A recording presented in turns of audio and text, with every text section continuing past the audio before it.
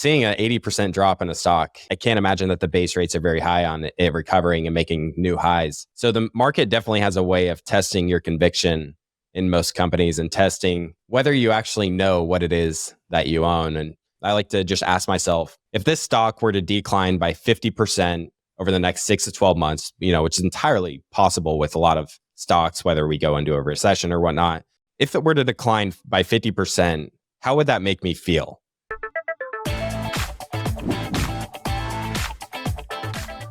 One of the things that I learned early on is that if you pick the wrong stocks, you're going to lose money. And you might be thinking, Stig, that's so obvious. Like, yes, of course you're going to lose money if you don't pick the right stocks. But I want to add something to that because it probably sounded too obvious.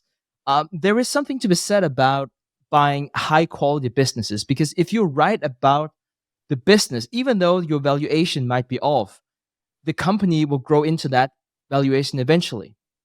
One example could be Microsoft. It traded at a very, very high price compared to its value during the .com bubble, for example. And it took, 16-ish years, depending on how you measured it, before it grew into that valuation. But, it eventually got there. Whereas if you bought the wrong business, you would have lost all your money. So even though it sounds like a truism that if you buy the right stocks, you make money. If you buy the wrong stocks, you're going to lose money. There is just this other dimension to it, that you can still buy the right business, but just not at the right price. And of course, that will be reflected in your return.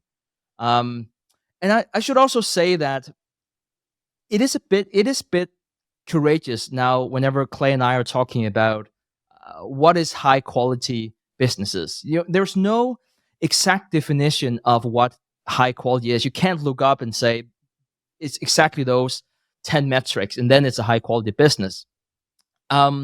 With most things in life, it's easier to say what quality is not, perhaps, compared to what quality is. And I think I heard from one of the book clubs that you did, Clay, that was it from the what was the name, like the Art of the Motorcycle Maintenance something? Yeah. Like you know quality whenever you see it. I think that was how it went. Yeah, Robert Pirsig's book, Zen and the Art of Motorcycle Maintenance. It's a grind to read through, but there's those nuggets in there where, like that quote, when you see quality, you know it's there when you see it. And he talks about Pirsig in his classroom, he's got a classroom full of students. They've never really dove into the concept of quality. I mean, who really has? But he shows them 2 papers and he has everyone sort of grade each one, and everyone sort of agreed on what quality looked like. And that applies to so many things in life. Yeah, and that's very well said. And I think I want to use that as a segue into talking about this study created by Bessenbeiner. And this is quite of a famous study, at least if you're into stock investing.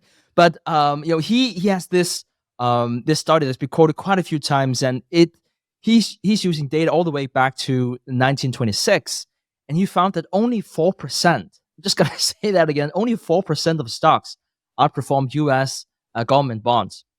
Now, originally this study was made on U.S. businesses, but it was more or less the same conclusion whenever he was looking at international stocks. I think it was even fewer stocks whenever he looked at international, but more or less, regardless, the conclusion still held true. And you can look at this different ways. You can say, well, if only 4% of stocks are outperforming T-bills, I don't want to look for those companies because it's just too hard. Let me just buy an ETF. And I think that's a completely reasonable conclusion to make. You can also say, well, if stocks overall, despite this, are drastically outperforming T-bills, then you get really rewarded if you can find one of those 4% stocks. And that's what Clay and I are setting out to do in this episode. So, let's dive right in. I want to start by talking about the business before I talk about the management. And I wanted to put that disclaimer there, and well, I should say why I wanted to do that, because whenever I started out investing, I know a lot of the listeners there, some of them are very experienced, some of them are just starting on their journey. I kind of feel I got blinded by these charismatic leaders, larger in life stories, and And I think in another segment here, later in this episode, we're going to talk about the importance of leadership, because this is not my way of saying that leadership is not important. It is very important, but it's even more important what the business is more than what the leadership is. And I wanted to emphasize why. Being at the right place at the right time, that means a lot too. Bill Gates has famously talked about how him, Steve Jobs, Steve Case, clearly super smart people, but Bill Gates talked about how they were at the right place at the right time. And, if the three of them were born 10 years earlier, 10 years later, it was just the sweet spot in whenever personal computers took over the world. And it was just a huge addressable market. And this is not my way of saying that a rising tide lifts all boats. It's not that easy. Many companies in the car manufacturing business, and they've come and gone. But it takes me to the next point about barriers of entry. It's just so important for a business that you have high barriers of entry. It's immensely difficult, for example, to be successful in retail for a sustained period of time, or to run restaurants, which is another sector with very low barriers of entry. You don't have a lot of valuable IP you can protect. It doesn't require your billions in capital to go into that market. And I'm not saying that it's impossible by any means. You might be looking at Walmart or McDonald's, and great businesses for sure. But I also want to say that they're the exceptions. They're not the rule. And perhaps, and this is probably a story for another day, but McDonald's business model is not so much built around food. Yes, that's important, but they have this entire wonderful business model around real estate. But again, that might be a story for another day. And so I guess this is my way of saying that, Peter Thiel has this wonderful quote where he talks about the competition is for losers. And I couldn't agree more. You want to invest in companies without competition if you can. But of course, that's easier said than done. There are very few of them. And those that do exist are under scrutiny from antitrust. Alphabet, Meta comes to mind. Of course, I should say competition is good for us as consumers. But for us as investors, we generally don't want competitors to the companies we invest in, because they drive down margins and stock or shareholder return. And I should also say, with the lack of competition, you also have more pricing power. Pricing power is always important, but especially in a world with higher inflation. Consider a company with $10 million in revenue, $9 million in costs. If the company can just raise the price by 10% without incurring additional costs, then they're doubling the profit. And I should probably also say in this quest that Clay and I have set out to do in this episode, we're not looking to find a company that has a competitive advantage that cannot be eroded. Like, that company just unfortunately doesn't exist. But you can find a company that has a competitive advantage that lasts longer than others. For a long time, and some probably would even argue today, a company like NVIDIA, they look like they have a very strong competitive advantage. But even NVIDIA are feeling the pressure of export restrictions and big tech companies that want to develop their own chips because they don't want to be, depending on NVIDIA. And I can't tell you whenever it will happen, but I'm 100% sure that NVIDIA will eventually lose their edge. It's just the world of capitalism. It's an iron rule. And I think I want to stay in the world of semiconductors just here for a bit. One company that I found very exciting for a time was Micron Technologies. Micron Technologies is an interesting company because it operates in what you call an oligopoly, which is basically just a fancy way of saying that you have a market structure with very few competitors. You only have two others, Hynix and Samsung. And if you only have three players and they quote unquote act rational, they don't compete on price. They compete on other things, and they don't drive down the margins. But even that is no guarantee. And actually, it's sort of like a cartel where as long as they don't really call each other, it's not illegal, but they can more or less go about that. But even the temptation very often, even if there's only three players, are just so so high in terms of breaching that cartel to gain more market share, which Samsung did, and sort of like to some extent eroded the business there for the three of them. Because it usually gets repaid in kind. If one company lowers the price, then the others also have an incentive to do that. So it's very difficult to find the perfect market structure. If you have a monopoly, you have antitrust issues. If you have oligopoly with just a few players, like we talked about before, then you really rely on them to act rational and think long term, which is really hard. And then you also have other market structures where there's a lot more competition, which by definition is even harder. But of course, if you could choose, you want as little competition as possible. All of that being said, and perhaps this is my way of going back to the beginning here. The costly mistakes are really in not finding the right business. And I should say, even if you bought Berkshire Hathaway back in 1965 when Warren Buffett took over, like even if you bought it at a PE of say 100, you would still have made your money back. Again, going back to the power of finding the right business. But all of that being said, I want to throw it over to you. I kind of feel like I rambled enough there, Clay. Yeah, you make a lot of great points there, Stig, and I'm reminded of Chris Mayer's book, 100 Baggers, which is sitting right behind me. The number one company in his study of 100 baggers was Berkshire Hathaway. So if we are paying a PE of 100 for a company, we should be very careful, because I don't think the base rates are very high on making a stellar return on that are very good. But the study you mentioned is quite interesting, the 4% study. And I think it's so easy for people to get intimidated by that 4% number and think, how in the world am I going to be able to pick the company that happens to just, outperform treasuries over the long time frame?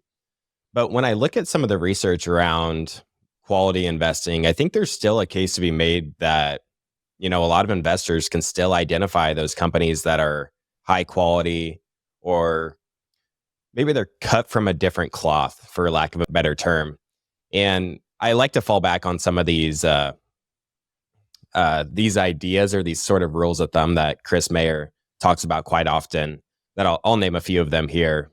Strong balance sheets. A strong balance sheet helps a company, weather through those really difficult periods. You can probably find a long list of companies that, had average or maybe weak balance sheets in the great financial crisis, and they couldn't get access to capital markets. And, the stock essentially gets annihilated in that sort of situation where, they can't cover their costs. And maybe that leads to enormous share dilution at the worst time you want to issue shares, if it's even possible for them to do so. So strong balance sheet's something where, it allows a company to endure for a really long time and weather through those difficult periods.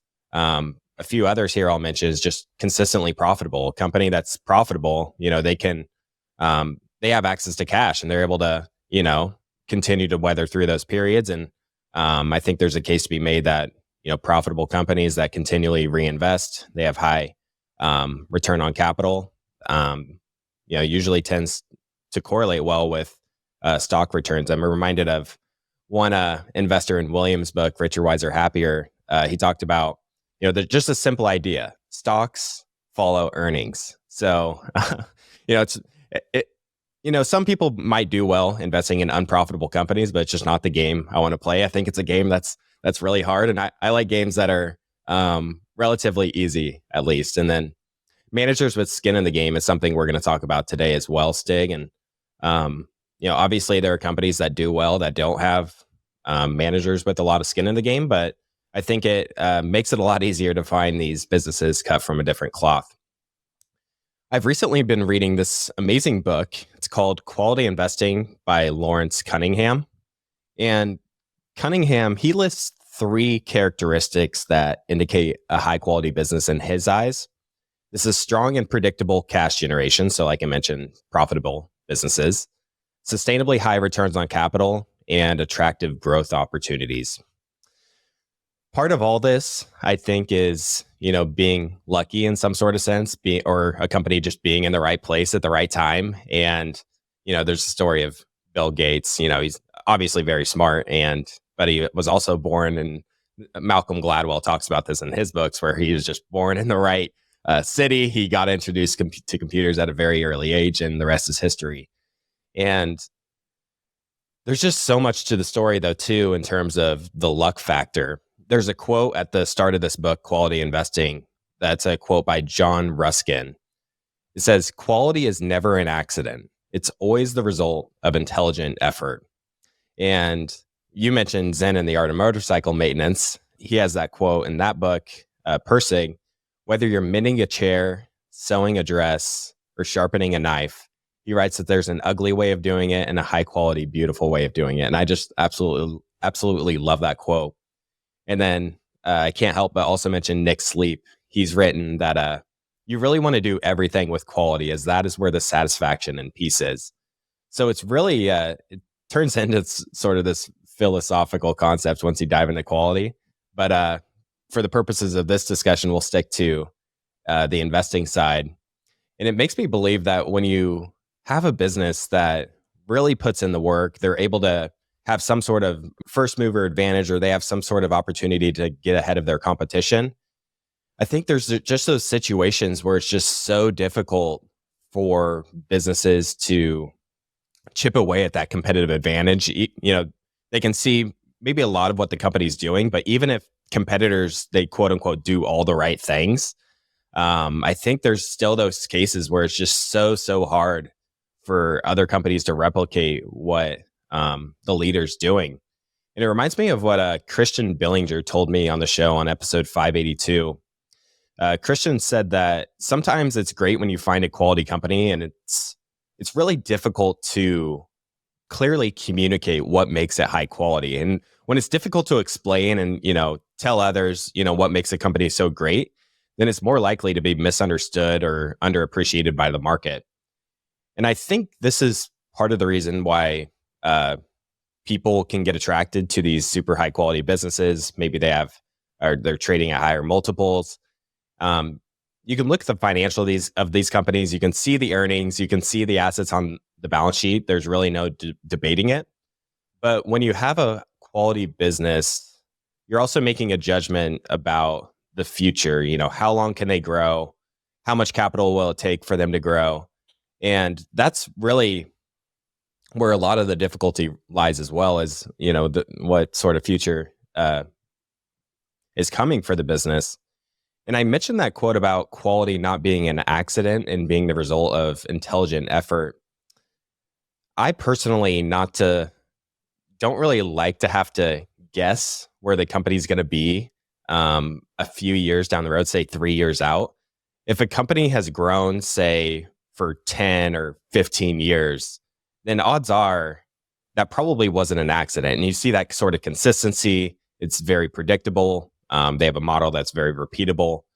And, it's pretty reasonable for me to believe if nothing materially changes within the industry or nothing materially changes within the company, managers have skin in the game, then that helps give me the confidence in being able to forecast growth, just say for the next few years. And that really gives me comfort in figuring out the right price I should be paying.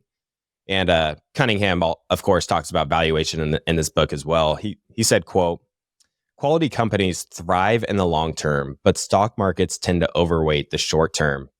And that long-term versus short-term focus is so important to understand. He talks about how Wall Street is just so short-term focused, and really they're rewarded on oftentimes quarterly or annual results. So oftentimes they're buying stocks that they believe are positioned to outperform in the short term. They might be going out and buying Apple, even though it's trading, at an all-time high in terms of its multiple. And they just think it's sort of a momentum play, and all these funds are allocating to these mega caps. And he also points to the declining average holding period in the overall stock market, and how over a 1-year time period, 80% of the moves in stock prices are explained by the change in the multiple. And to me, that's just sort of random. You can't really predict whether the market's going to re-rate a stock from a 25 multiple to a 20 or a 30 over the next 12 months. Like, I'm not in the game of predicting that. But the most important factor in the long run is not the multiple, but it's the earnings growths. And that points to your point earlier where, the business quality and where the business is going to be in the long run, not so much how the market's viewing it in terms of the multiple. So if you're investing for the short term, like many on Wall Street, then you should probably put a lot of focus on the multiple you're paying. But if you're investing in quality businesses for the long term, then earnings growth is what ends up being most important.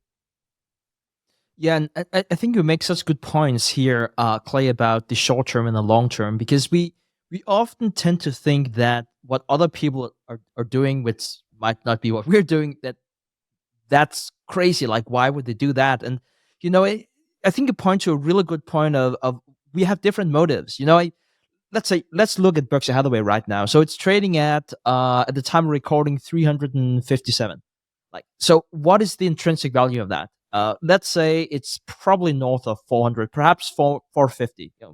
We can always go into a discussion about that, but let's just say that is more or less the intrinsic value. So is it crazy to sell Berkshire Hathaway today? Well, it depends on a lot of things. Perhaps if you want to go out and buy it now and someone is selling, perhaps they found something that's even more undervalued that they would rather own. So that's not crazy. Perhaps the seller is a retiree that is well aware that Berkshire is undervalued, but he needs money to live on, and he perhaps can't afford the risk of, even though that Berkshire Hathaway he agrees that it's undervalued, it can still tank, and he's well aware that it can tank. So, he have to consider that if he has to pay rent next month. And so I think it's important to understand that people just come from different angles, and perhaps you're 25, perhaps you have, 40-year investment horizon, and you don't have a very broad universe, and you really love Berkshire Hathaway. Well, in that case, it's probably crazy to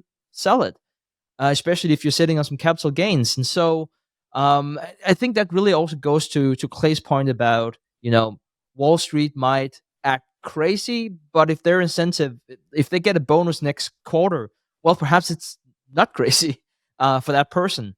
But anyway, speaking of Berkshire Hathaway, Warren Buffett, Warren Buffett has this wonderful quote. He talks about that you should invest in a company that can be run by an idiot, because one day, someone will. And I think with that in mind, it really goes back to this idea behind it's really the characteristic of the business more than the management that's important. But it's also very important to focus on the management. And if we talk again about Warren Buffett, that story has been told many times about how he bought Berkshire Hathaway and how he felt it was probably one of the worst investment decision, if not the worst investment decision he ever did, because it was a terrible textile mill, and in today it's a sprawling conglomerate. But if he had continued to plow money back into and wanted to continue for that to be a textile mill, there's no way it would be the company it is today. And so that was a management decision. It was an active management decision to move away from that and then invest into something else that was way more profitable. So I think that's important to keep in mind. Another thing to keep in mind is to avoid double accounting. So let's say that you're looking at Apple right now, and you conclude that Tim Cook is a fantastic CEO, which he is.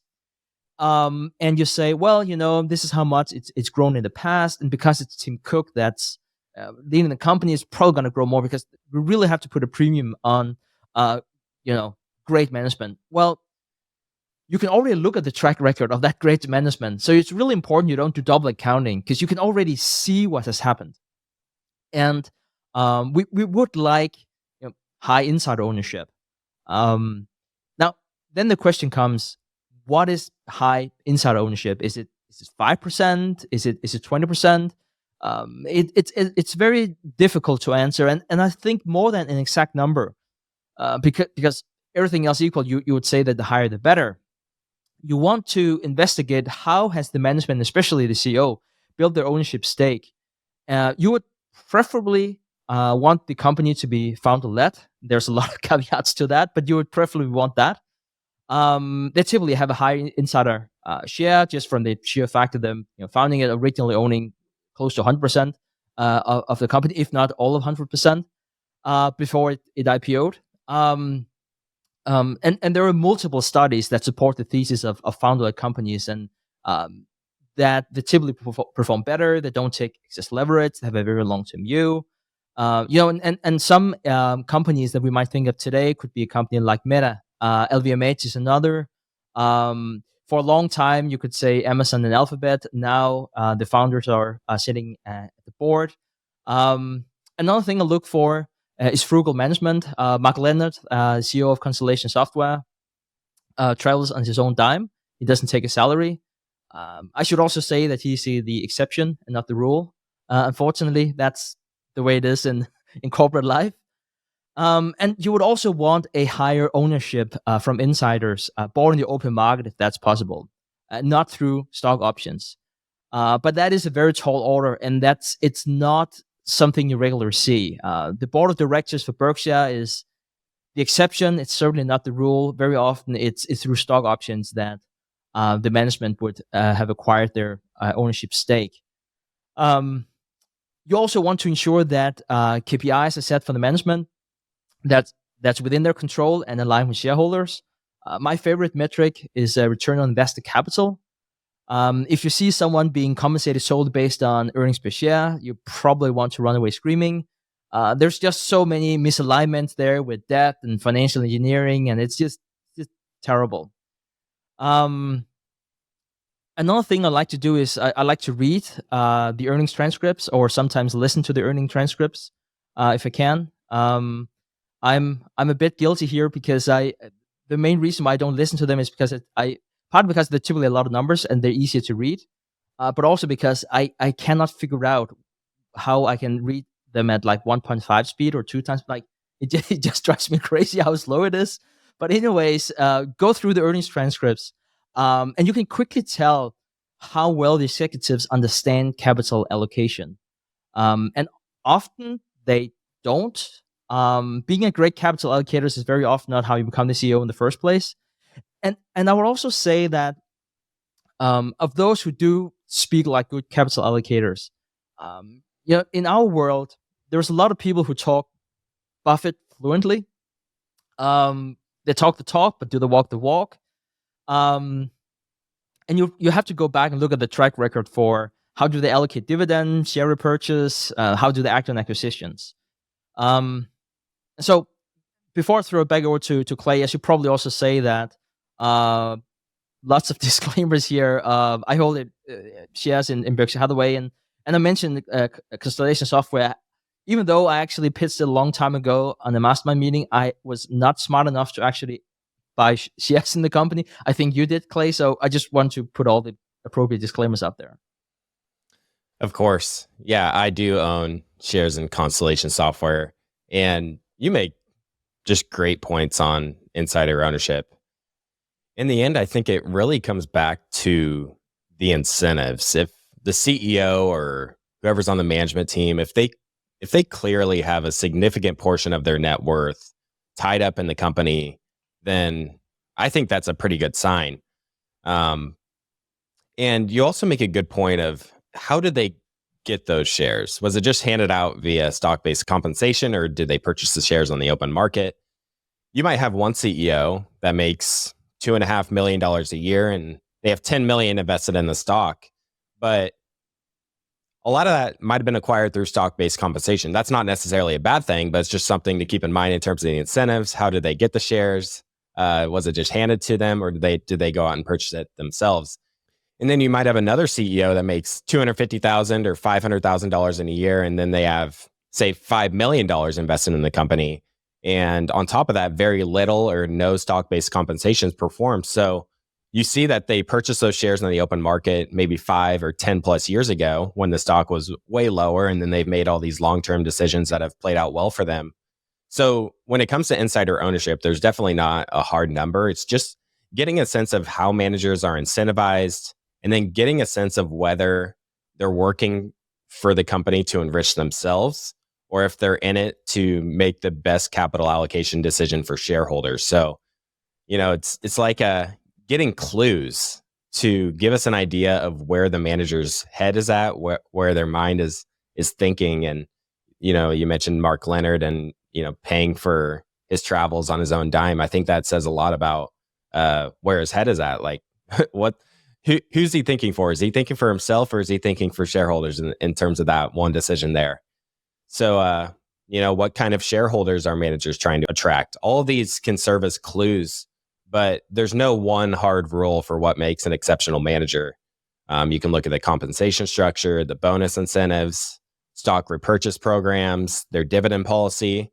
And then I also like to think about whether management and the CEO is overly promotional or not, or are they just working on the business, keeping their head down and, not really talking with the media at all. And naturally, I think newer investors naturally get excited about the overly promotional CEOs. They turn on CNBC, they see the interviews, they see uh, whoever CEO. I won't name names here, but some people tend to be on in the news headlines every single week. And part of me gets really excited when I see a company with a really, really great track record, exceptional track record. There's little to no analyst coverage. The company doesn't really care about chatting with Wall Street. And I try and find some interviews with the CEO, and you can't find a single one. It's just like a totally private person. And those are clues for me that the company might be overlooked. A lot of retail investors probably aren't interested or probably even know the name exists, and they aren't on the radar for a lot of people. And at the end of the day, we really want managers who are good stewards of shareholder capital. And I think a fantastic book for this is William Thorndike's book, The Outsiders. We've covered this book a couple of times on the show. You and Preston did one, and then I did one as well, just because it's so good. And it really gave me a better sense of what a quality manager looks like. That's in quotes there. Some of the things that come to mind from that book is just discipline, patience, independent, and thinks long term. When these great opportunities come, they're willing to make these really bold bets when these great opportunities present themselves. And then just basic principles to live like a good life: honesty, integrity, operating with a high level of ethics. That's all sort of clues you want to try and dig up in all these items I mentioned earlier.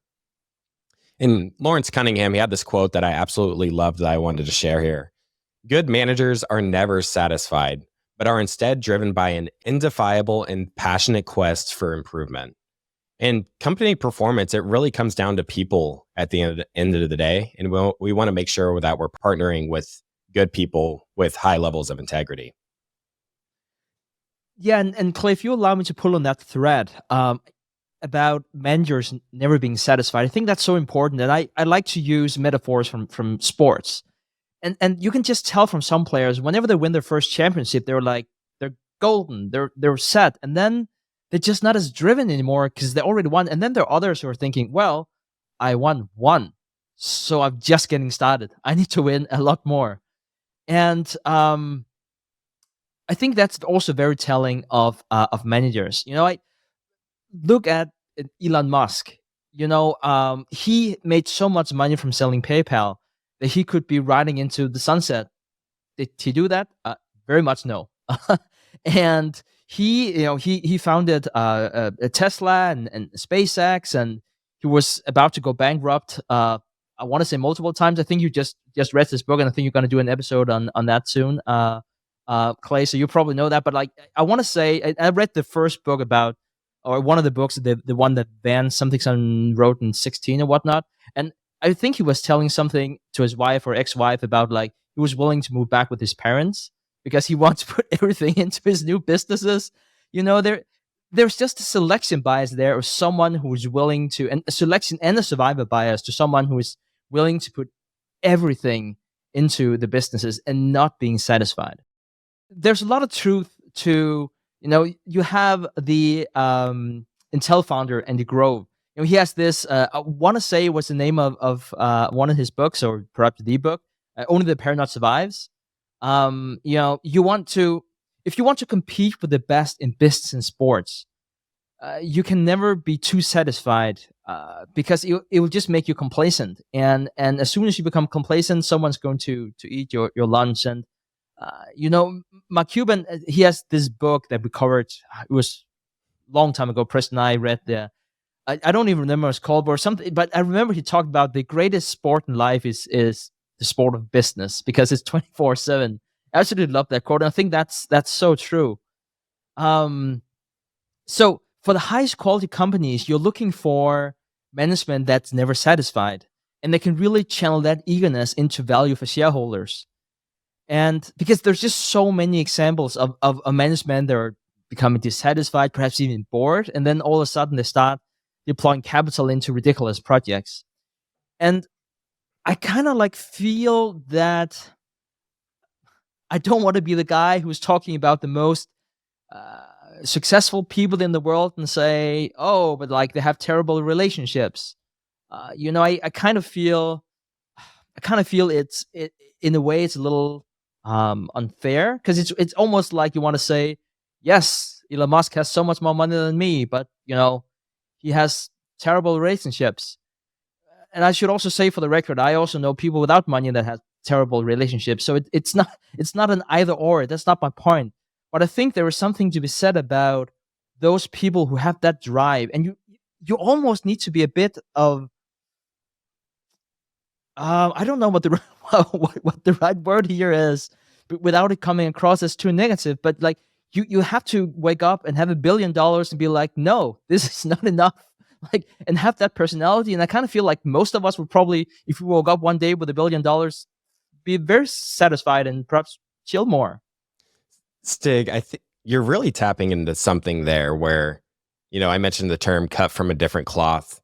And I can't help but think of the company Kyle Grieve and I just chatted about, Dino Polska, that episode we did. I own shares in this company, so I'm not trying to pump my own stock, but I just want to mention just one thing with that company that just sort of blows me away. How this guy starts this retail business, which isn't the best industry to get into, but they seem to be sort of an exception so far, at least, similar to a Costco or a Walmart. And this guy starts this company in the late 90s. He ends up selling a bit of his. He sells 49% of the business to raise funding in 2010. So from 2010, he had a 51% stake in this business.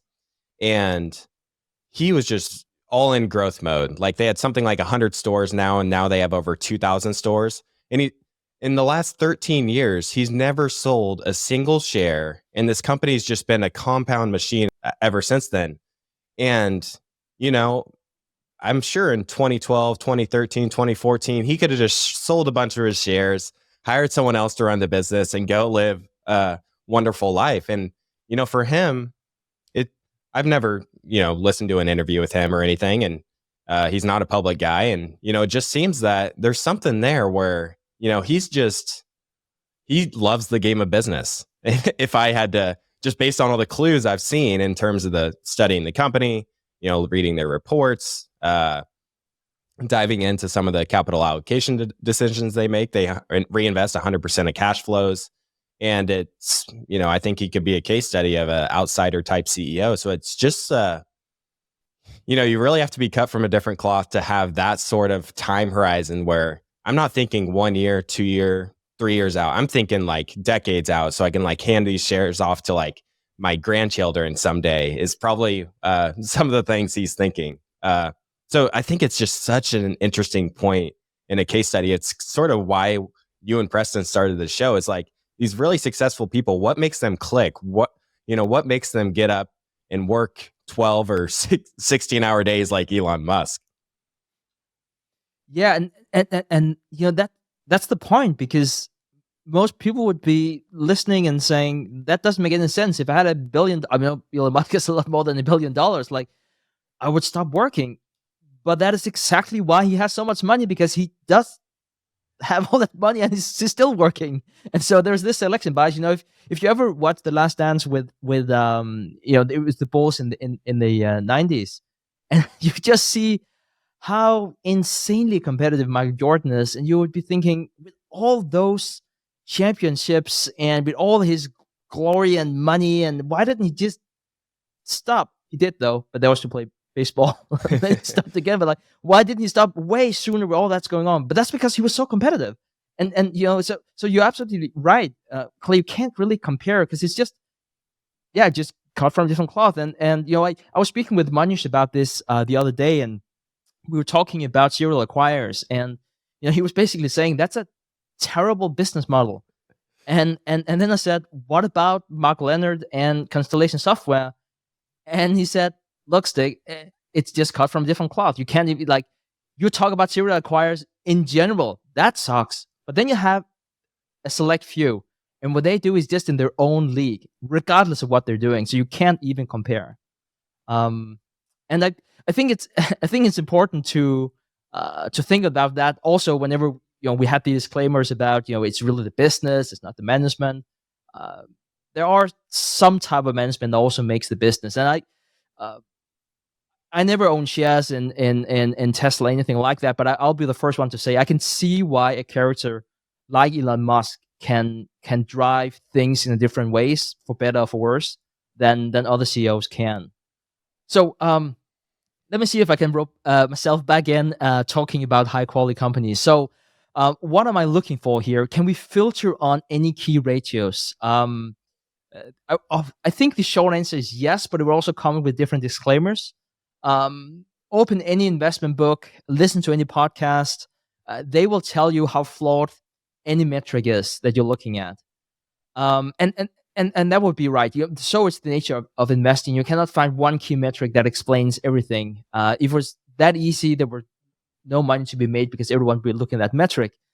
And the future is always unknown. And stock investing is certainly no different.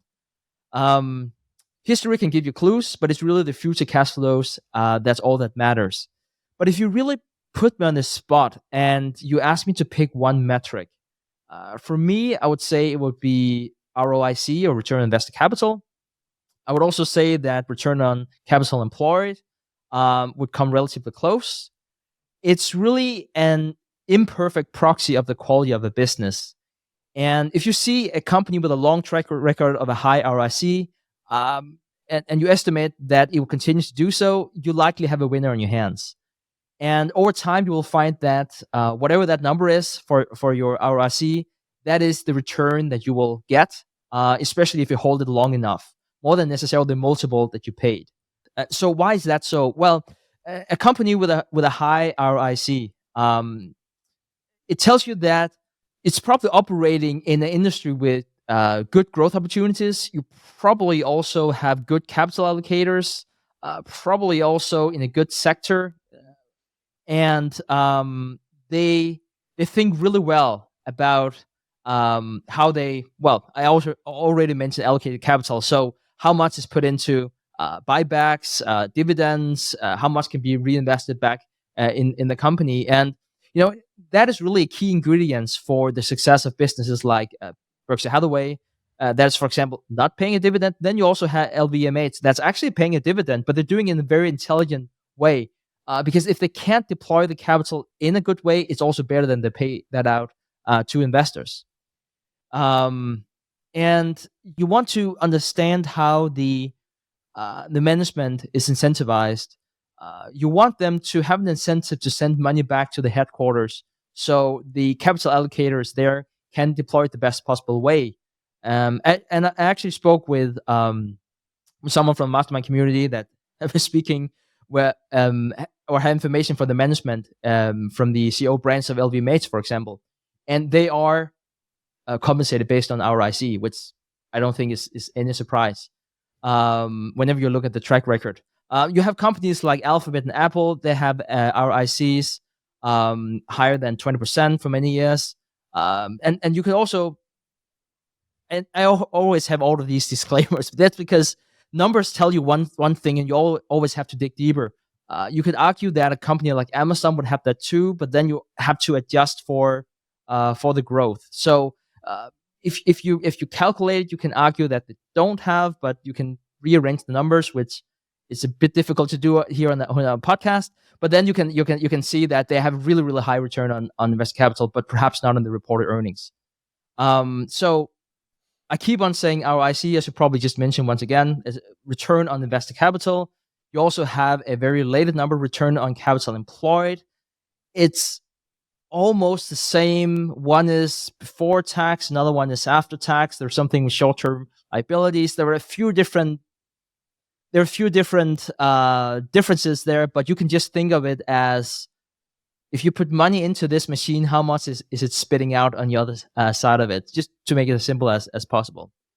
And then, of course, another advantage, and one of the reasons why Berkshire has been so successful, is because they don't pay out a dividend, and because they've been able to reinvest that into the business for decades and decades. So that also gives you a tax advantage, because you could be sitting on those capital gains, whereas you will be taxed on the dividend. So you can simply wait and let that compound. Stig, I wanted to transition here and mention some of the challenges as it relates to investing in high quality companies. It's so easy to read books like this one by Cunningham or read Chris Mayer's book, but as we talk about oftentimes, Stig, most things in life, business, investing aren't easy. You sort of choose your hard, right? And the first challenge I wanted to mention here that comes to mind is that although quality companies can deliver high returns, there can also be periods where, frankly, it's just quite boring. I'm reminded of the Hunter Bagger study where he mentioned Berkshire Hathaway. It was the best performing stock in that study, but there was like a 5 to 7 year period where the stock went nowhere. So obviously, long-term investors in that business had to, be extremely patient. Patience is absolutely required in letting that magic of compounding work for you. And you should more so focus on what's going on with the business. Is Berkshire reinvesting? Are they making wise capital allocation decisions? And pay a little bit less attention to the stock price, because I'm sure after that period of it going nowhere, it had pretty good returns after, and it kind of caught back up with itself. And I'm also reminded that Chris Mayer mentions this time and time again, that these compounders or high quality businesses, they tend to have significant drawdowns. Berkshire Hathaway, for example, their stock has been cut in half 4 times over its lifetime. And Netflix is another example that's sort of been a high flyer. They've had 4 drawdowns of 25% in a single day. I mean, talk about testing your conviction. 25% drop in a single day. Investors tend to get spooked with that company on their subscriber numbers and whatnot. And there was one period where Netflix dropped by 80%. And, seeing an 80% drop in a stock, I mean, I can't imagine that the base rates are very high on it recovering and making new highs. So the market definitely has a way of testing your conviction in most companies and testing whether you actually know what it is that you own. And this is actually a checklist item for me. I like to just ask myself, if this stock were to decline by 50% over the next 6 to 12 months, which is entirely possible with a lot of stocks, whether we go into a recession or whatnot, if it were to decline by 50%, how would that make me feel? And if I start to get feelings of anxiety or start to get anxious, then maybe there's something with the business that's unstable, or there's some sort of fundamental vulnerability. It's sort of like a gut check. It's like checking with your gut on how you'd feel, and you put yourself sort of in that situation mentally. Yeah, and I should also say it's easier said than done, because very often whenever you do see that 50% drop, there is a really good narrative to it. And so whenever we think about how would I feel if this was like 50% off, we might be thinking, well, nothing changed, so I would love to buy more shares for the same price. But that's very often, unfortunately, whenever a stock trades down 50%, perhaps not in the case with Berkshire Hathaway, it does so for a reason. One painful example that I have, and I've mentioned it a few times because I learned so much from the painful experience of having invested in Alibaba, was that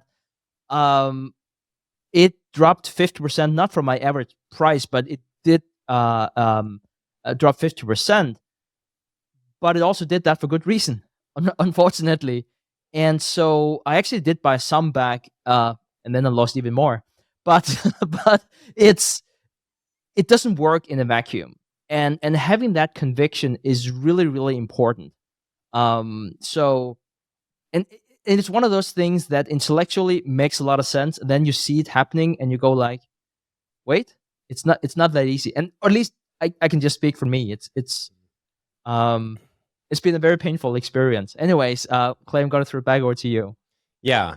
And, it comes back to being really, really diving in and understanding the business. I'm of course no expert on Alibaba, but when you feel that the moat is really strong and you feel confident in the business and its long-term prospects, then of course a 50% drawdown should be one of the best things to hear, because the stock is now essentially trading at a bargain and your prospective returns are higher. That's the sort of trap that a lot of investors find themselves in, where they get excited about a business, buy it when the stock is rising. It's so much easier to buy a stock when it's rising than when it's falling. They can fall into that narrative of, oh, this is, price follows narrative. So whenever the price falls, people do sort of have a narrative behind that. And oftentimes there is good reasons for the stock price falling, but sometimes it's just Mr. Market sort of gyrating and, throwing its fits. And when a company on my watch list is going through some turbulence in terms of the stock price, I also like to see, is that normal within its history? There's one company I added to this year. It was down nearly 50%. And then I looked at the fundamentals, and, it wasn't really the case of something like Alibaba, where there was, a lot of pressure on the business. I look at the underlying business, and the business seems to be growing and doing as good as it's ever done. And I look back at this company's history, and it's had a 50% drawdown in 2022, and then it's had a number of 30% corrections in the past. And I just saw it as a really good opportunity. And I'm also reminded of the interview I just released with Andrew Brenton, where he's able to outperform not only the market but outperform his own investments, because he's adding when at those opportune times. And it's easier said than done. And I'm also reminded, we just did an episode on Dino Polska, and it quickly traded down, and I was able to get an average price around the 360, 370 range. And then in a matter of weeks, it rose up to around 460. It's something like that right now. And that's not me saying I'm like a master market timer or anything. It's just so easy to think I can get in at a lower price. I'll wait for the future to be more clear about this business. Or, it's so easy to think, I'll get a better price later. And I just view it as short-term thinking when you're trying to time when the market is. And you just have to be able to, see the opportunity, and then be able to hold on. And if the facts change, then maybe you end up selling it at a loss later if you determine you were wrong about the business. Yeah, and I think that's just a great point, Clay. And I should probably say that you should buy Clay stocks. Apparently, mine seems to be sliding whenever I make a position. That seems to be a bit of the opposite for Clay. And I know he has had a very good hand with his picks. But it's such a difficult process, because as value investors, we like to think, we might be taught in school, at least, if you go to business school, the markets are efficient, and then you start your education in value investing, you realize that's not the case. But there's also something to be said about the market very often is somewhat efficient. So if it does drop, there's very often a reason for it. Perhaps it's a value trap. And so there might be a stock that used to trade at, I don't know, $100, and you felt you wanted to take a position because the intrinsic value was $200, and now it slides to $50. But now we also have to adjust, what's the intrinsic value now? Are you still buying it at a 50% discount? And then you go into all of these kinds of thoughts of, well, it might still be selling at 50% to its intrinsic value, but now it's not a high quality company anymore. And we just talked about at the top of the episode that time is the friend of a wonderful company and the enemy of a poor company. So it's not that easy as perhaps we make it out to be here. And short term, it can also look like, hindsight's always 2020. And if you've been one of those who've been holding on to Berkshire Hathaway and it took, a 50% drawdown, 50%, you're going to look like a genius because you held on. But perhaps whenever Berkshire ACS were trading at $12 in the mid 1960s, you were like, no, I'm gonna wait until it goes to $11 for an Asia, and then it never did, and now it's like more than $500,000. And so it's not that easy. But what I hope what you get out of listening to this episode is what's the framework you're gonna apply whenever you're looking for these high quality businesses. Yeah, and I think another point there, obviously, there's the Benjamin Graham saying of, the market's a voting machine in the short term and a weighing machine in the long term.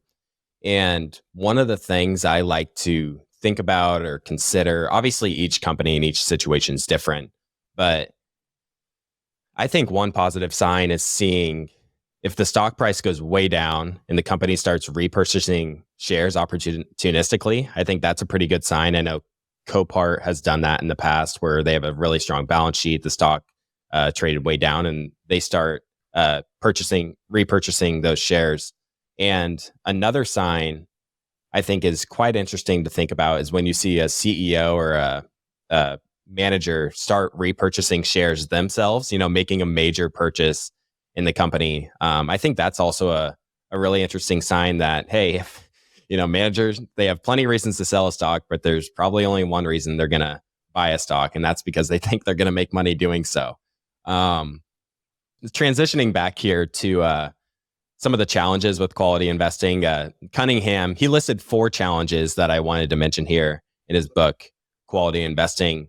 So the first challenge is to have a long-term outlook, which is, we've talked a lot about in this discussion, thinking in years, 5+, ideally 5+ or more, instead of a few quarters. And he also tells the example that I really liked, how he pointed out the power of compounding and how important your rate of return is. You talked about return on invested capital and how returns sort of tend to correlate with that. He writes, the concept of compounding is one of the most important and valuable ideas in the world of business and investing. Its power is relatively invisible over short periods of time, but galactic over long periods of time. Consider an investment of $10,000 that earns 10% or 7% annually. So you have 2 different scenarios here. During a single year, that amounts to just a $300 difference in your investments in those 2 scenarios. But if you expand it out all the way over 25 years, very long term, it adds up to a difference of over $54,000. So the 10% annual return one investment is worth twice as much as the one yielding 7%. So really putting focus on I'm reminded of Chuck Ockery. He said, investing is all about your rate of return. And this concept, it really applies to everything in life. How just the small things, they really matter, looking for those clues, you can, in other areas of life, you have your health, your relationships, your work. The small things matter because over the long run, they add up to really big things. And I think if individual investors, they adopt that long-term approach, it can really give them a massive leg up over a lot of other investors. The second challenge he mentions here is living with short-term underperformance and those years of pain where the stock's not going the direction you want it to. All great investors, they always have periods where they trail the markets. 2021, when markets were euphoric and irrational, I'm sure many great managers underperformed the NASDAQ or whatever else, underperforming these high flyers that are sort of carrying the indexes or carrying the markets. And it's estimated that quality companies, Cunningham states, quality companies tend to underperform the market every 2 or 3 years out of every decade. So, Chris Mayer and I talked about this too, where, these great managers, they always have periods where they underperform. And the key is to stick with your original strategy and not, being swayed by whatever the market's doing. Then the third challenge is that quality is very subjective and it's based on these qualitative factors. You can't just look at a number and just buy based on the numbers alone. And a quote he has here in the book that I thought just rings so true. It's easier to explain that a stock is cheap than a company is great. So investors that are able to look under the hood, get a good understanding of the business, the market dynamics, that can give themselves a big edge if the company is generally misunderstood and underpriced by the market. And then the fourth challenge here I'll mention before I throw it over to you is that this approach can be essentially boring. quality businesses in a way. In a way they're explained in the book, at least, they tend to have products that aren't going to revolutionize the world. Tesla obviously is like a 50 or 100 bag or whatever and has all these great products, but most big winners aren't like the Teslas of the world that get all the attention. Like I mentioned Copart, who wants to analyze and study like a junkyard business that just, has these strong, steady returns year after year. Not very many people are willing to sit on that. So it can, it's businesses that aren't typically making headlines. They aren't going to double or triple, in a few months, like what a lot of investors are trying to do if they're newer to the markets. And, these businesses just tend to be really simple. They're management teams that just do the same thing over and over again. And they find this formula that works for them. And they're able to implement this formula for decades over time. And Cunningham points out that some sophisticated investors, they sometimes get interested in these obscure companies or turnaround situations, or even a company with a revolutionary product like an Nvidia. That takes a lot of understanding, in terms of market dynamic. There's plenty of money going into that space, I'm sure, which is, I like businesses that are simple for me to wrap my head around. And this approach, it really requires you to stay disciplined and stay away from the new shiny objects that come up, every few months. Yeah, I'm really happy that you say that. I was speaking about microtechnologies before, sort of like to your point about semiconductors, and so I was invested in that company through Minus's fund, but I was very excited about it. I saw Lilu take a big position. He usually never trades anything in the States, and I think a lot of the followers here of the show, they know how much we respect Lilu. Part because of his own track record, but also because it's the only person Chalamonger so I have trusted his money with. And so, he speaks so highly about him. And what Lilu does just always seems to make a lot of sense. And so he invested in microtechnologies at some point in time. And he also made a decent amount of money, and now he's out. But I couldn't help but think, okay, so Manus has invested, and Lilu invested in Micron. I think even Manus mentioned, I don't remember if it was on our show or it was one of the other interviews he did, where he talked about, he sort of like got the blessing from Chalamonger that it was a great pick. I never saw it on Chalamonger's 13F, but like he was looking at it like, yes, like God himself has said microtechnologies. And I was looking at it, I was like, I just don't understand it. I was reading a book about semiconductors, and I went through the theory, and I was like, I just don't think I'm wired that way. I don't think I'm supposed to be invested in that company. So anyways, I think it goes back to this idea behind only invest what you understand. So you bring up a great point there, Stig. You can see all these people get into a certain investment, but the good news is there's countless opportunities in the market. If you find a great company and you just decide, it's just not at the right price, or it's just not a business I can fully understand, there's always other companies out there you probably just maybe haven't found yet, or you haven't, researched enough. There's always new opportunities, and, markets are always moving, prices are always changing. And, for example, we're going to be chatting about our mastermind group, and, people are always sharing companies in there.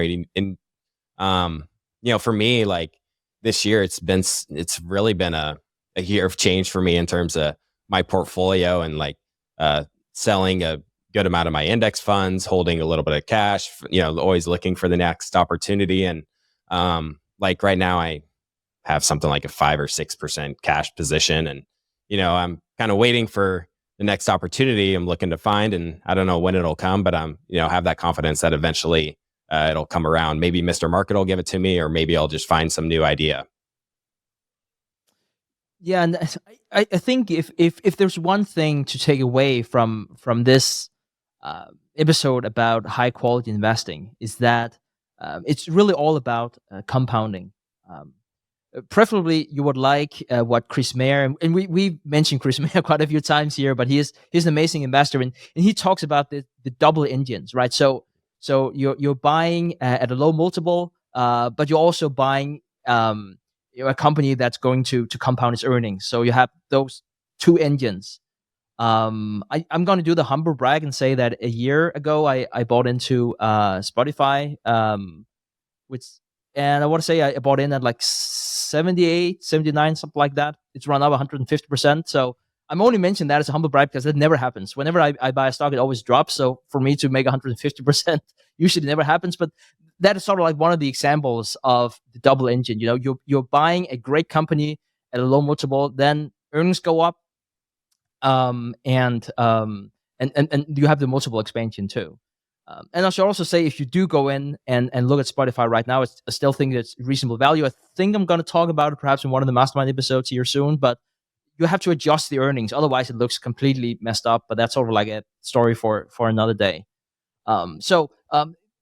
It's really all about compounding, but I'll be the first one to say it's not because you cannot make money other ways. You know, if you could buy, I don't know, AT&T, all the common stock for $1, obviously that's a no-brainer. The answer to that is yes. It's not because you can only make money with high quality investing, but I'd probably say that it's a simpler, if I dare say simpler, in the world of investing.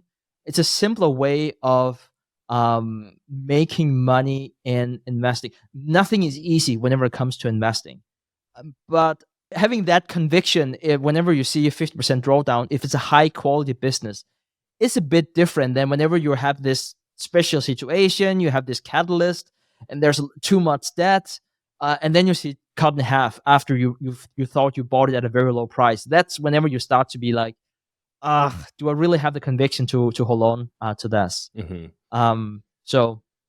And Cunningham doesn't list this as a challenge, but I feel like we can't talk about this, quality investing approach without talking about valuation.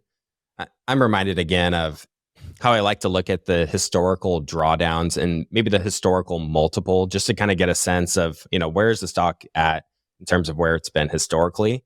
And, some of the companies I've got into after they've had a drawdown, it's like, this is one of the most, I look at the history, and if I see this is one of the most extreme drawdowns it's had in its history, and it's sort of this gut feeling where it feels like the market's sort of, whatever it's thinking or whatever reason it's trading down, it feels like it's overdone.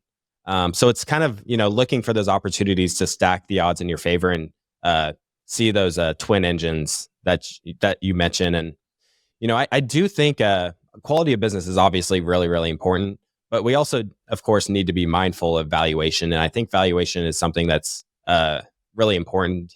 The classic example is Microsoft in 1999. I was just talking with Scott Phillips, and he works at Templeton and Phillips Capital Management. His wife is the great niece of Sir John Templeton. He also mentioned the Microsoft example, and he mentioned that it was trading at over 20 times sales at that time.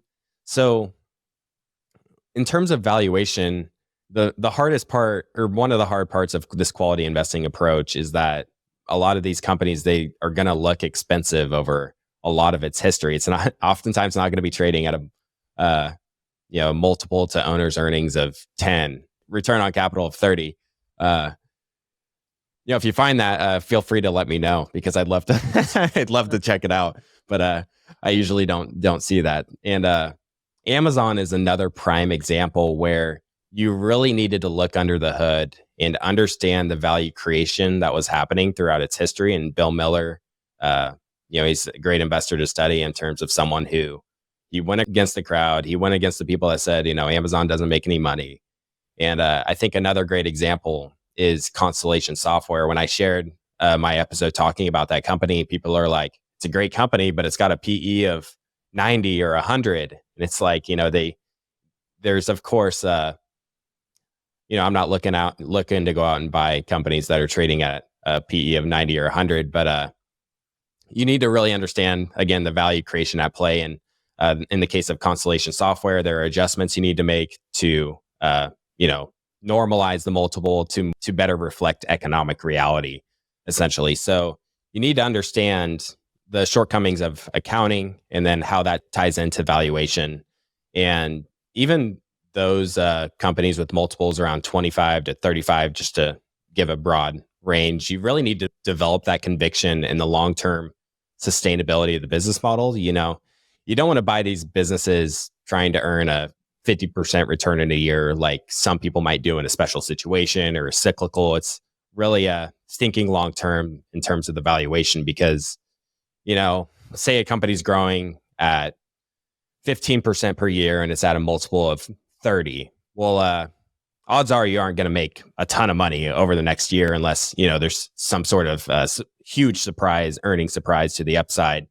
But when you look at that level of compounding, if they're able to compound at that rate for, 10 years, then, in hindsight, the multiple, oftentimes seems to look pretty reasonable. So yeah, having that good understanding of valuation and not getting caught up and just because the stock's gone up, oh, this is a great business because the stock's gone up. You need to be aware of your own biases and natural human instincts at play.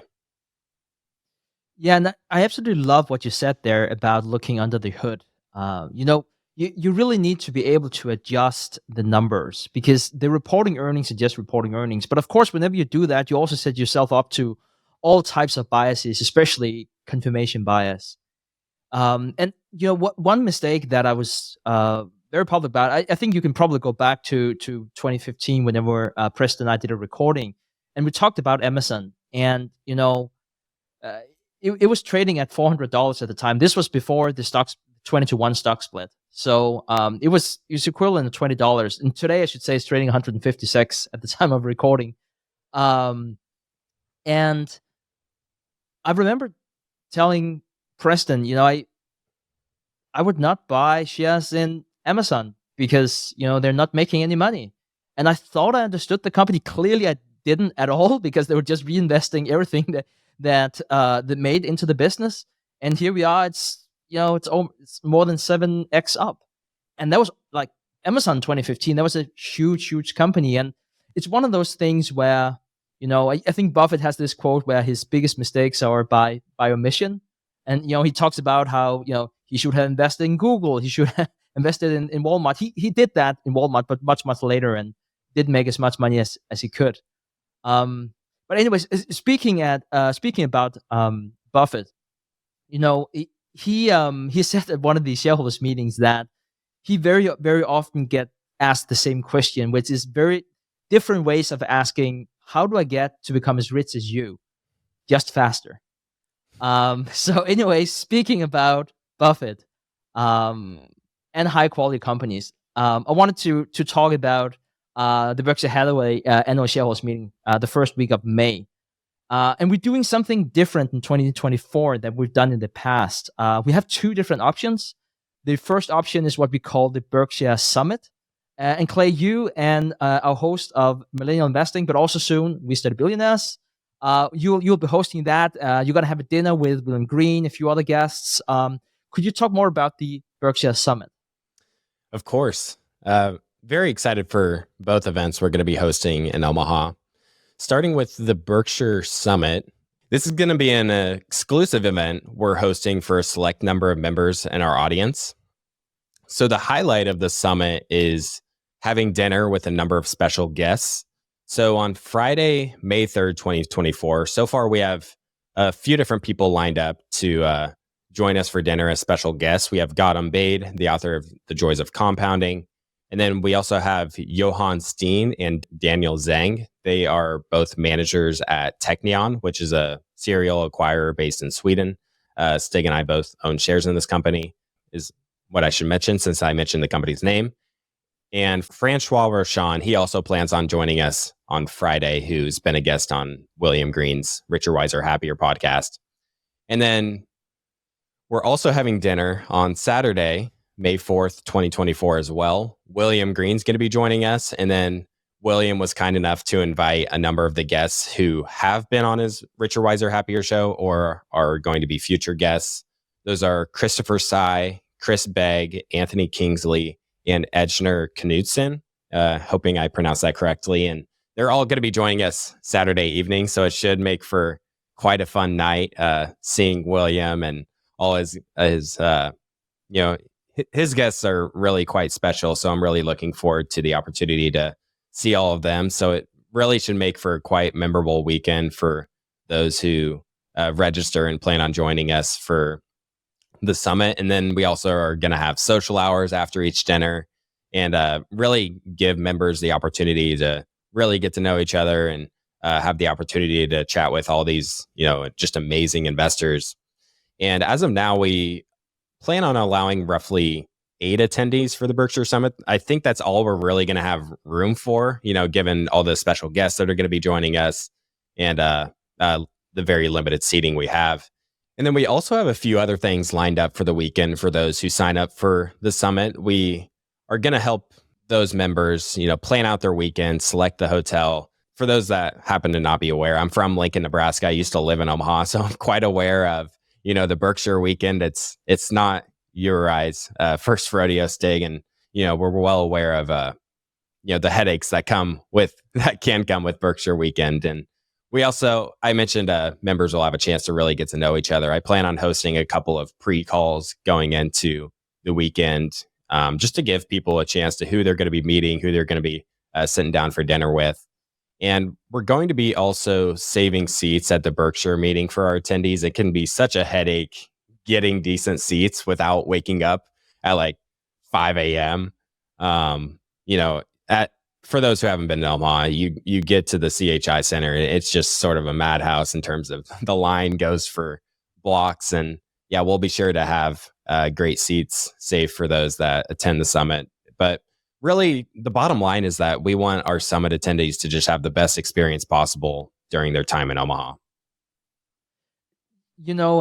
Clay, definitely a value add for me. And perhaps it's just me. I remember waking up in Council Bluffs at 3:45. And for you who are not that I'm local, but I'm sure Clay would know what it is. Probably like 30, 40 minutes away from Omaha, something like that. And I just remember we have to get up, and it was just painful. And then quick tip, go back, after the event and get a nap before you go out again that night.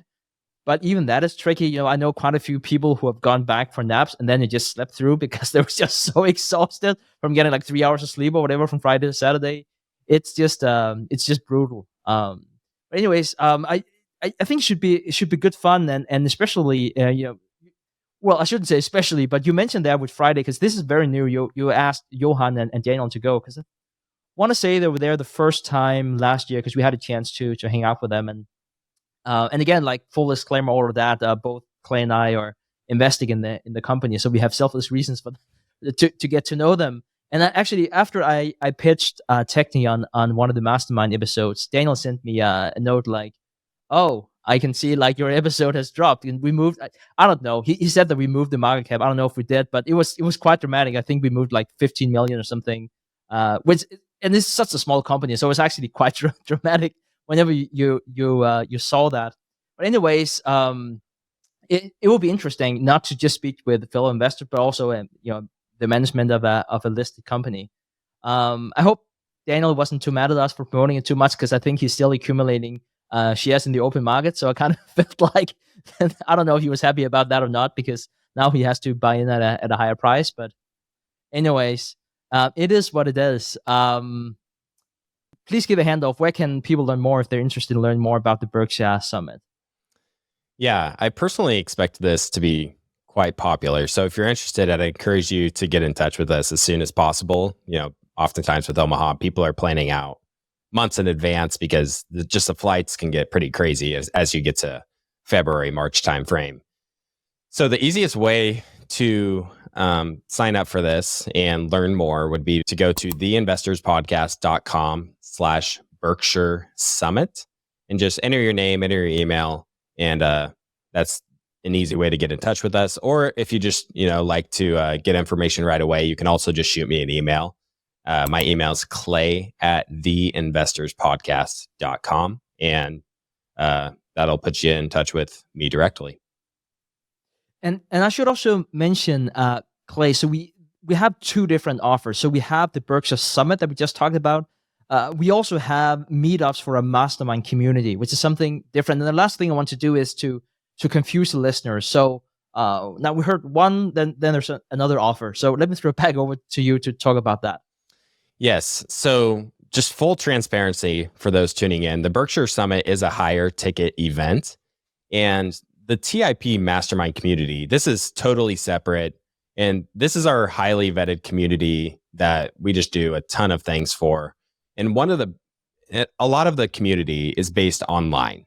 But one of the benefits of being a part of the TIP mastermind community is that we have 2 live events each year that we host for the community to allow, people to develop those deeper relationships and get together in person. So our next official live event is going to be over the Berkshire weekend. We have 2 social hours planned. That's for Friday and Saturday evening. And that's again, May 3rd and 4th, 2024 in Omaha. And these social hours are solely for those in our community. And then, maybe people bring their spouses or friends that tag along, but primarily those in our community. And we started this in April 2023, and already we're close to approaching 100 members. And I expect, after having the New York City event and seeing sort of what happened last year in Omaha, I expect us to have around 30 people attending. What depends if you include some of the people that tag along, spouses and whatnot. But we'll have a good number of people at our social events, and it'll just be a great opportunity to get together with just some amazing people in our group.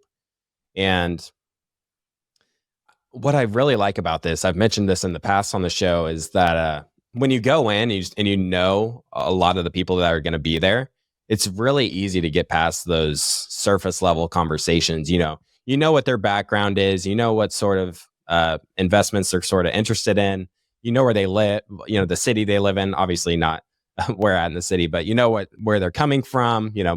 I'm sure we have some members from Europe that are going to be making it. We have I know some of people who I'd call friends that live in New York City. They'll be coming to Omaha, to my neck of the woods. So it's just amazing to have this opportunity to get together with people that are just so like-minded. And we'll also put together a group chat for our community members. So whenever you land in Omaha, it's just so easy to coordinate. Hey, I landed in Omaha, who's in town? And you can just go, and maybe Thursday evening, you go grab drinks with a few of the members. So that'll be super helpful.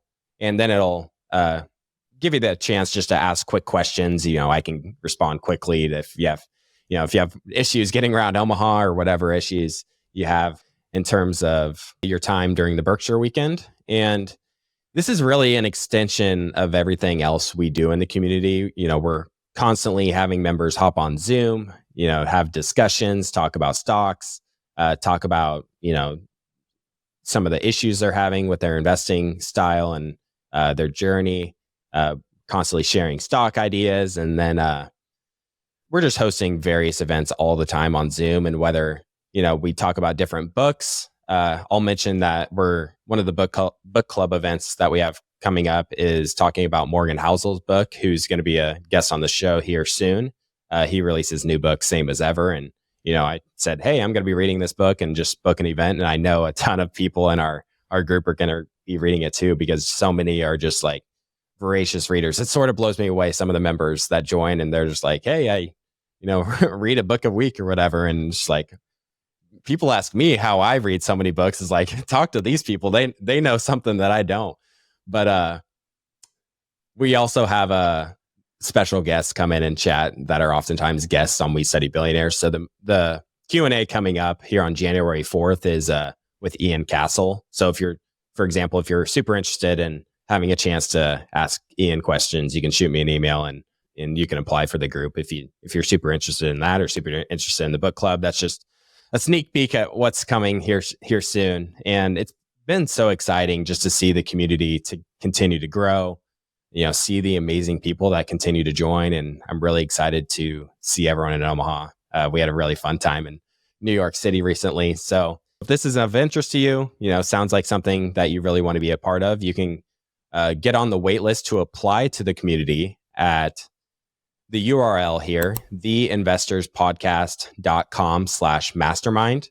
Again, we're approaching 100 members, and we plan on eventually capping it around 150. So that's theinvestorspodcast.com/mastermind. Or again, feel free to shoot me an email. I'd be happy to shoot more information your way and help you out in any way I can. That's Clay at theinvestorspodcast.com. Thank you, Clay. And just one quick note to that 150 number. So some people might be familiar with that number. It's called the Dunbar number, named after, you guessed it, his name was Dunbar. And it's about like how many people you can have a relationship with. And there've been done a lot of studies and all kinds of tribes and going all the way back. And like 150 people sort of like seems to be the magic number. So whenever Clay and I were and Kyle were talking about, we got so many members coming in, we have to cap it at some point in time. Otherwise, it won't be the same experience. And we talked about, should we cut it off at the Dunbar number? And that's apparently 150. But what I think what I like very much about the mastermind community is I think I used to think that I was a bit like screaming into a void. Like, I might be really interested in one stock, but I don't really have any of my friends who would be interested in. Well, first of all, they're really be interested in stock investing, but they certainly wouldn't be interested in this specific stock pick, or they would never have read the financial statements of that specific stock pick. And so, for example, after the last mastermind discussion I had with Toby and Hari, a few days after, we had a call where we discussed LVMH, and only people who were interested in LVMH jumped on that call to talk about the stock. And so I think it's an opportunity just to get more specific feedback on your stock ideas. And like you mentioned, Clay, we had quite a few guests who also be guests on We Study Billionaires that engaged with the community. We had Toby was there not too long ago. Chris Mayer has been there. Gordon Bate. We hope to bring them on again. And then just speaking with other readers. For example, going into this episode, whenever Clay and I decided that we were talking about high quality investing, I typed up in our group chat like, "Oh, we're gonna do a discussion about high quality investing. What is that to you?" And George from my community said, "Why don't you read this book called High Quality Investing that Lawrence Cunningham wrote?" And so we picked it up and read it, and used in preparation for this episode. And so I think that's why I'm so excited about it, because there's just one thing to be said about being surrounded by like-minded people, and not just like-minded as in we're interested in investing, but that specific stock pick or that specific accounting rule, if you're really going to be geeky about it. And I don't really have close friends outside of the nearby that I meet up and discuss them with. So it's really a privilege for me to have the ability to jump on Zoom and speak with like-minded people about that. Mm-hmm. I'm reminded, when I was in college, I was exploring just various books. I was super interested in just the self-help, personal development space, and sometimes you get into some of these, and they're just sort of ridiculous. But one of the little quotes that one of the books had, I have no idea what book it was from, but it said, "Your net worth is like your net worth." Is your network. It was something like that, like associating the net worth and the network. I'm like, okay, that's like totally ridiculous. But like when I have this community to bounce ideas off of, I can like see like the huge value in it. And I like, for me, it's personally a huge asset, especially when I find a member that knows a whole lot more about a stock than I do. For example, I won't mention the name of this company just because it's so small, but I found this name, I found some research that was behind it. And obviously, it's super easy to get excited about a name when you read this specific research, and then you're hearing all the right things, and you get this sort of Lollapalooza effect, as Munger would call it. And just having people to bounce the idea off of really helps. And I shared this idea, I shared the research. I'm like, hey, I started looking into this name. It looks pretty interesting, and I just shared it with the group. And the company happened to be from Australia. And we've had a number of members join from Australia, at least a handful over the last couple months. And one of the members, he manages his own money and manages a fund. And it was like, just like a few days later after I shared it, we were on a Zoom call, and he mentioned, "Hey, Clay, I looked into that company you shared." And he said he spent 30 or 40 hours researching it. And I'm like, oh man, like that's like, it's hard to put a value on something like that, to where like, this obscure company in Australia, and then now you have someone in your network that knows all about this company.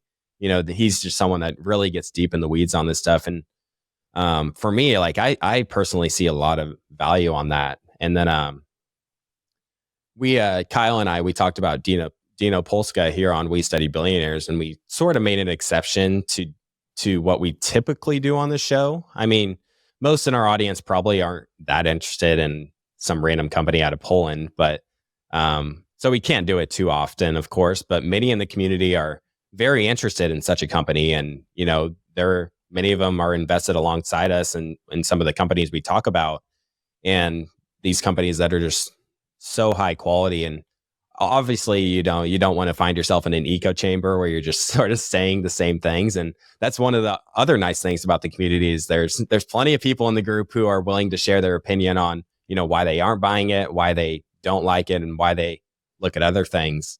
So yeah, it's quite an interesting thing we've started here, Stig, and I'm super excited to see where it goes over the next year. Very much so.